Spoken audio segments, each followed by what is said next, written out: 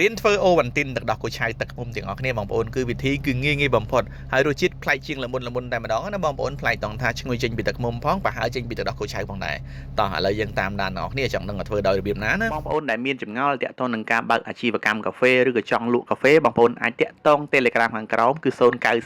71 45 និង11ខាងយើងខ្ញុំគឺមានប្រឹក្សាយោបល់ដោយឥតគិតថ្លៃសម្រាប់ការធ្វើអូវ៉ាន់ទីនទឹកដោះគោឆៅទឹកឃ្មុំនេះបងប្អូនស្រដៀងនឹងការធ្វើអូវ៉ាន់ទីនទឹកដោះគោយើងធម្មតានោះទេគាត់តែយើងផ្លាស់ប្ដូរពីទឹកដោះគោខាំមកប្រើទឹកឃ្មុំហើយយើងផ្លាស់ប្ដូរពីទឹកដោះគោស្រស់មកប្រើជាមួយទឹកដោះគោឆៅតែប៉ុណ្ណោះបងប្អូនហើយជាដំបូងបងប្អូនយើងត្រូវការអូវ៉ាន់ទីននេះបងប្អូនយើងវាល់ជាស្លាបព្រាកាហ្វេហ្នឹងគឺយើងវាល់3ស្លាបព្រាកាហ្វេបងឬក៏ស្មើជាមួយនឹងកែវក្រិតកម្រិត 50ml បន្ទាប់បងប្អូនដាក់អូវ៉ាន់ទីន 50ml រួចហើយបងប្អូនចុចទឹកក្តៅរបស់យើងដែលយើងបានដាំពុះហ្នឹងគឺយើងថែមកម្រិត 50ml ទៀតអញ្ចឹងមានន័យថាបងប្អូនលាយអូវ៉ាន់ទីនជាមួយនឹងទឹកក្តៅចូលគ្នាហ្នឹងឲ្យគ្រប់ 100ml តែម្ដងណាតើបងប្អូនដាក់ទឹកក្តៅរួចហើយបងប្អូនឡើយហ្នឹងកូរឲ្យរលាយសព្វល្អមកព្រោះនៅពេលដែលយើងកូរសព្វល្អអញ្ចឹងនៅពេលដែលយើងពិសាទៅគឺមានរសជាតិឈ្ងុយឆ្ងាញ់ថេរតែម្ដងបងប្អូនតាក់ទងនឹងការធ្វើអូវ៉ាន់ទីនទឹកដោះគោឆៅលាយមួយទឹកឃ្មុំនេះយើងត្រូវការប្រើជាមួយនឹងកែវលេខ22អោតបាទឥឡូវយើងចាក់ជាមួយនឹងអូវ៉ាន់ទីនចូលជាមួយកែវលេខ22នេះមកហើយបន្តទៀតបងប្អូនយើងត្រូវការទឹកឃ្មុំ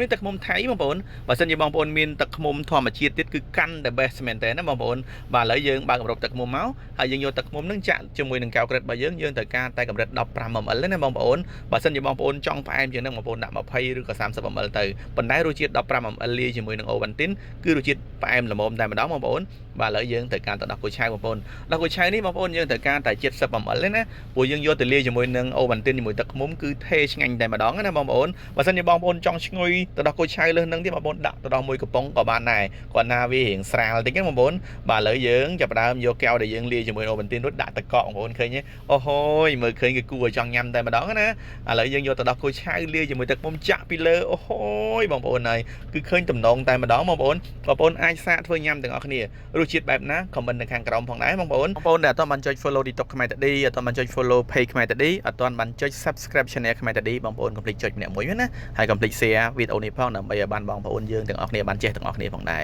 អរគុណបងប្អូនដែលតាមដានវីដេអូនេះតាំងពីដំបូងដល់ទីបញ្ចប់ណាខុសឆ្គងទៅណាសង្ឃឹមថាបងប្អូននឹងអធិស្ឋានអរគុណ